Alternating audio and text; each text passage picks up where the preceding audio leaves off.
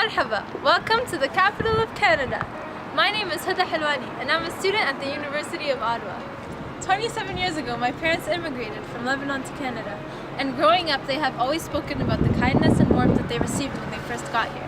This really inspired me to be very engaged in my community and always want to give back. In high school, my roommate and I started a club called Action Against Hunger to support the international organization in ending world hunger and tackling the root causes of malnutrition.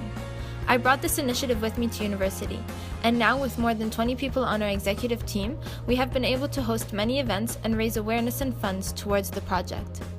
I have also been engaged in creating another organization called Capital Welcomes, in which I am now Chief of Volunteers. Capital Welcomes is a refugee advocacy group that has been working hand in hand with the community to help facilitate the transition of new coming refugees. Last year, as Canada welcomed over 25,000 Syrian refugees, we assisted in providing basic necessities to the new coming families. As I am very interested in refugee issues, I am also co-president at the University of Ottawa Committee for World University Service of Canada. With my colleagues, we fundraise money and sponsor refugee students to resettle to Canada and pursue their post-secondary education at the University of Ottawa. Last year, in recognition of our hard work and efforts, the university donated $200,000 towards our project, and with this money we were able to sponsor a record number of 6 students. In addition to my volunteer experience, I've also started working at Status of Women Canada, an agency that helps promote gender equality within the Government of Canada. With my work, my volunteer experience, and just growing up as a Lebanese Canadian girl, I've been able to see the positive and negative impacts of different democratic systems around the world. The title of this project is something that really caught my eye.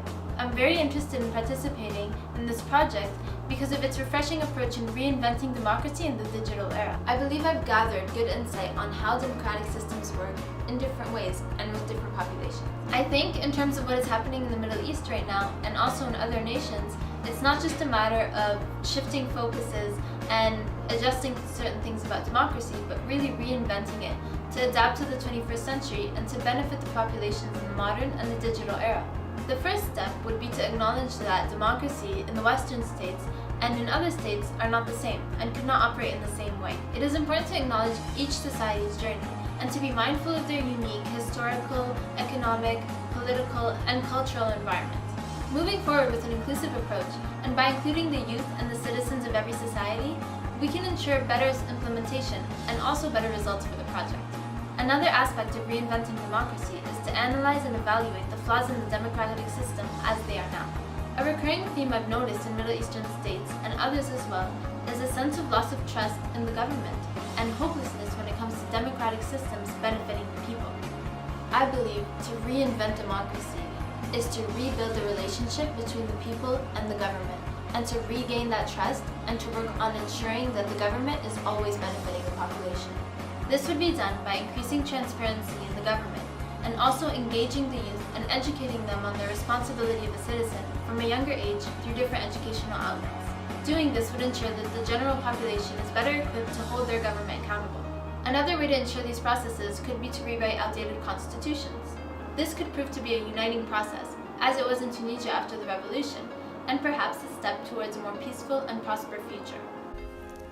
The shadow participants listed here that I have chosen and reached out to are friends and colleagues from my network through school, work, and volunteering. Each one of these participants are actively engaged in their community and committed to creating positive changes however they are able to.